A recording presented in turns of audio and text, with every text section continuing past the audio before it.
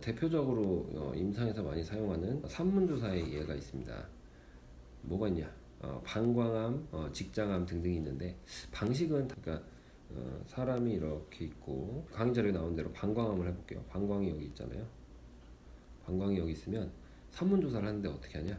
여기서 한번, 그다음에 여기서 한번, 그다음에 반대에서 한번 이렇게 쏩니다. 1번, 2번, 3번 이렇게 쏘고, 그다음에 쐐기 필터를 두는데 이렇게 둡니다. 여기 쐐기, 여기 쐐기. 이쪽은 쐐기를 두지 않아요. 왜냐면 여기는 평탄하잖아요. 근데 여기는 굴곡이 있잖아요. 그러니까 굴곡을 보상해주기 위해서 쐐기를 쓴다. 그래야지만 이쪽 설량이 골고루 들어간다. 그러니까 이런 식으로 치료 방식이 아예 정해져 있는 거. 1번, 2번, 3번 쏘는데 2번 방향, 3번 방향에서 쐐기를 놓고 이렇게 산문조사를 하는 거. 대표적인 예가 방광암, 그 다음에 비인두암, 그 다음에 직장암. 제가 봤을 때는 직장암이 제일 많았던 것 같아요. 이런 산문조사의 예가. 그 다음에 사문조사로 넘어가도록 하겠습니다. 사문조사는 말 그대로 조사문수가 4개인 거죠. 근데 사문조사는 두 가지 형태가 있습니다. 완전히 십자로 쏠 거냐 아니면 대각선 형태로 쏠 거냐라는 거죠. 그러면 십자로 쏘는 것의 예를 보여주겠습니다. 십자 조사를 하면 이렇게 이렇게 그다음에 이쪽에서 이렇게 해서 십자 모양으로 빔을 쏜다라는 거죠. 1번, 2번, 3번, 4번 이렇게. 그러면 이 가운데 선량은 뭐가 되냐면 네모 박스가 되죠. 요거는 이제 십자화 조사고, 그 다음에 대각선 조사가 있습니다. 자, 대각선 조사는 어떻게 하냐? 말 그대로 대각선이죠. 이렇게. 그 다음에 반대에서도 쏘는 거고, 그 다음에 이쪽에서도 쏘고, 그 다음에 이쪽에서 쏘고, 이쪽에서 쏘고. 그러면 모양이 다이아몬드 형태로 나오잖아요. 이 털량이 집중되는 부분이. 그렇게 나오는데 이 대각선 조사는 두 가지 형태가 있습니다. 이렇게 털량이 다이아몬드로 나오는 형태가 있고, 나비 형태는 어떻게 쏘냐? 여기에 빔을 한번 쏘고, 여기에 빔을 한번 쏘고, 그 다음에 포인트를 여기로 잡고 여기서 한번 쏘고, 그 다음에 여기서 한번 쏘고. 그러면 결국 여기가 되게 복잡하게 생겼는데 어떤 형태가 나오냐면 이 형태가 있고, 그 다음에 빔이 또 몰리는 부분, 이 모양, 이런 나비 형태 빔이 나옵니다. 이걸 확대해서 보면 어떻게 나오냐? 초점이 두 개예요. 그 다음에 그래서 어떤 모양이 나오냐? 이런 나비 형태가 나온다라는 거죠. 그러면 얘는 단순하잖아요. 그냥 다이아몬드 형태로 나오는데 사문 대각선 조사에서 왜 선량을 나비 형태의 분포로 만드냐? 대각선 조사나 그 다음에 여기 십자화 조사는 이 1번, 2번, 3번, 4번 방향에서 전부 이 아이소센터가 한 지점입니다.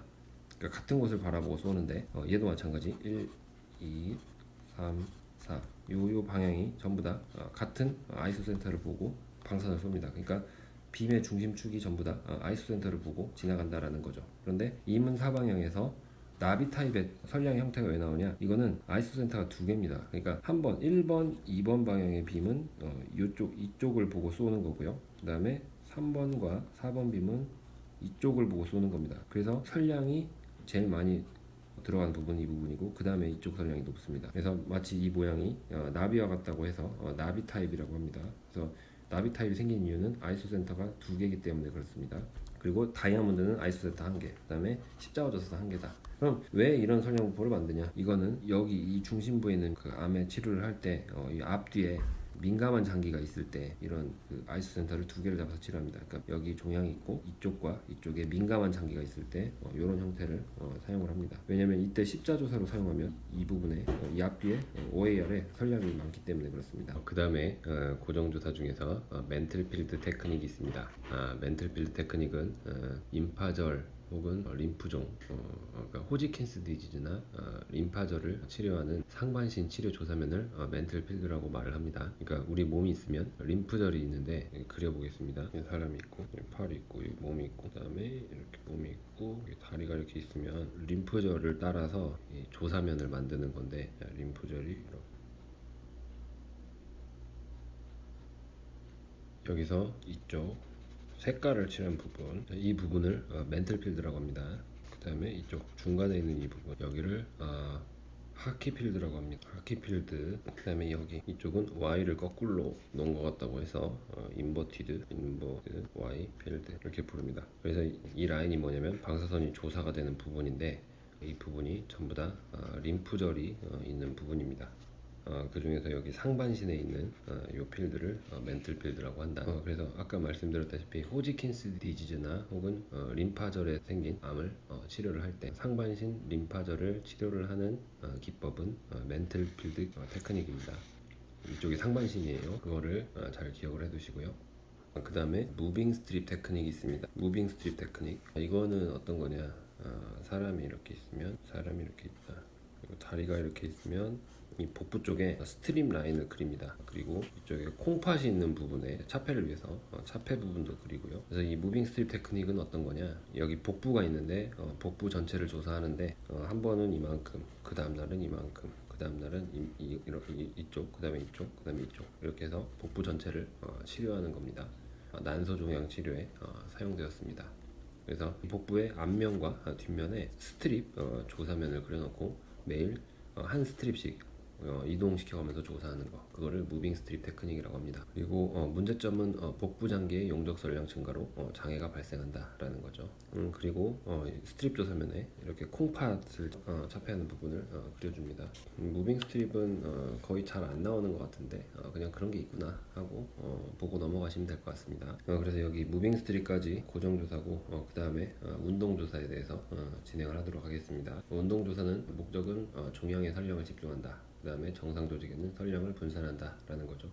그러니까 결국 운동조사도 어떤 거냐, 결국은 다문조사인데, 사실은 다문조사라 하면 아까 산문조사 이상을 다문조사라고 했습니다. 근데 이거는 눈에 보이죠, 그 산문이란 게. 근데 운동조사는 겐트리가 이동하면서 빔을 조사하는 것이라고 했는데, 그러면 그 이동 각도가 1도 간격일 수도 있고 2도 간격일 수도 있습니다. 그러니까 어떻게 보면 이 다문조사를 굉장히 확장을 한 것이라고 생각을 해도 됩니다. 자, 그래서 이 운동조사도 목적이 종양의 선량을 집중하고 나머지 정상 조직에는 선량을 분산한다 라는 거고, 운동조사 종류에는 두 가지가 있습니다. 하나는 진자조사, 하나는 회전조사가 있는데, 진자조사라 하면 예를 들어 빔을 조사하는 각도가 이 범위에만 있다라는 거죠. 그러면 겐트리는 여기 1번에서 2번까지 이만큼을 이동하면서 빔을 계속 쏘는 거죠. 그것을 진자조사라고 하고, 그 다음에 또 하나는 회전조사가 있는데, 이거는 한 바퀴를 도는 거라고 보시면 됩니다. 이렇게 한 바퀴를 돌아서 0도에서 돌아서 다시 0도로 돌아오는 것. 그러니까 1번과 2번의 위치가 같은 거죠. 이렇게 한 바퀴 도니까. 그것을 회전조사라고 합니다. 그리고 진자조사에서는 겐트리가 이쪽 방향으로만 한 번만 움직이는 경우도 있는데, 한 번 이만큼 조사를 하고 다시 한 번 이렇게 와서 이 진자 각도를 돌면서 1번에서 2번으로 갈 때 빔을 쏘고, 그 다음에 2번에서 1번 자리로 다시 돌아올 때 쏘는, 그렇게도 가능합니다. 이제 그런 거를 아크가 두 개라고 해서 투 아크라고 말을 합니다. 그러면 시험을 생각을 한다면 시험에는 운동조사의 예를 어떻게 보여주냐, 그러면 이렇게 환자가 있고 폐가 이렇게 있다. 그래서 암치료를 하는데, 폐암에 있는 암치료를 하는데 이렇게 이런 회전 각도가 나옵니다. 회전 각도. 이 그림에서 겐트리가 회전하는 거를 이걸로 알려주고 있는데, 이걸 보고 이거는 V맷이다라고 유추를 할 수 있어야 된다라는 말이에요. 이건 지금 아크가 여기 두 개 나와 있죠. 그러니까 이거는 이쪽으로 한번 조사를 했다가 이쪽으로 다시 한번 갔다. 그거를 이렇게 두 개로 표현한 겁니다. 그리고 회전 조사에는 이 암을 중심으로 이게 한 바퀴가 다 이렇게 돼 있습니다. 이렇게. 그러니까 완전 회전했냐, 아니면 특정 각도만 회전했냐, 이 모두 전부 운동조사가 되고 전부 다 V맷에 속합니다. 그러니까 시험은 이걸 보고 이게 회전조사냐 아니면 고정조사냐 이렇게 물어볼 수 있으니까 그 측면에서 잘 기억을 하시면 될 것 같습니다. 그래서 여기까지 고정조사에 대해서 배웠고, 그 다음에 특수방사선 치료에서 전신조사와 전신 피부 전자선 조사, 이 둘에 대해서 살펴보도록 하겠습니다. 먼저 이 전신조사와 전신 피부 조사는 간략히 설명을 하고 강의 자료로 살펴보겠습니다. 전신조사는 TBI라고 부릅니다. 그래서 토탈 바디 이라디에이션, 그 다음에 전신 피부 전자선 치료, 이것은 TSEI 이렇게 부릅니다. 그러니까 전신 토탈 스킨 일렉트론 이라디에이션 이렇게 부릅니다. 그러면 둘 다 어쨌든 전신조사는 전신조사인데, 얘는 TBI, 얘는 TSEI 이렇게 부르죠. 그럼 둘 차이는 뭐냐? 일단 목적이 다릅니다. 그래서 TBI의 목적은 어떤 거냐? TBI는 골수 이식 환자에게 하는 거다. 골수 이식 환자. 그리고 TSEI는 피부암 환자에 하는 거다. TSI는 피부암 치료를 하는 거고요. 그 다음에 TBI는 암이 아니고 골수 이식 환자인데 골수를 이식하기 전에 남의 골수를 받아왔을 때 거부 반응을 방지하기 위해서 방사선을 쏴주는 겁니다. 그 다음에 골수를 받아오는 거죠. 그렇게 목적이 다르고 TBI는 선원이 X선이고요. TSEI는 일렉트론이 있죠. 전자입니다. 전자선. 그 다음에 이 TBI는 선량률을 낮게 합니다. 저선량률. 그리고 TSEI는 고선량률로 씁니다. 그 다음에 이 TBI에 사용하는 치료 보조 장치 어떤 게 있냐? 대표적으로 조직 보상체 이거 배웠죠. 그 다음에 산란체.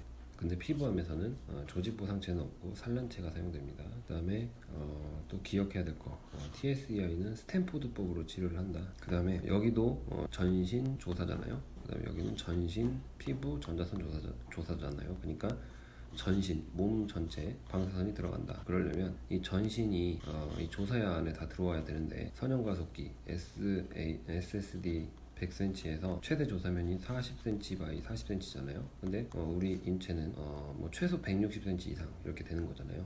그러면 어떻게 방사선 조사면은 작은데 그 안에 사람 몸을 다 집어넣냐라는 거죠. 그랬을 때 방식이 뭐냐? 선원이랑 환자와의 거리를 증가시키면 이 조사면이 커집니다. 왜냐면 방사선은 방사빔이기 때문에 그렇습니다. 그렇기 때문에 보통 일반적으로 SAD를 100cm를 맞추는데 TBI에서는 SAD를 3m 이상 떨어뜨립니다. 그리고 TSEI는 SSD를 3m 이상 떨어뜨려요.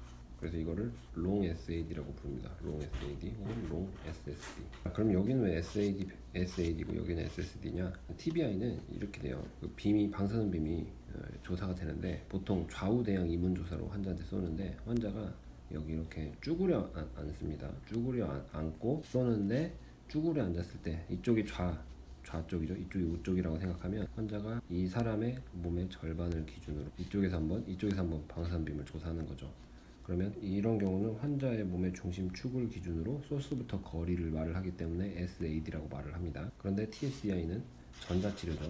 전자고 이 경우는 환자가 이렇게 서 있습니다. 그럼 서 있는 상태에서 어떻게 전신에 방사선빔을 주냐?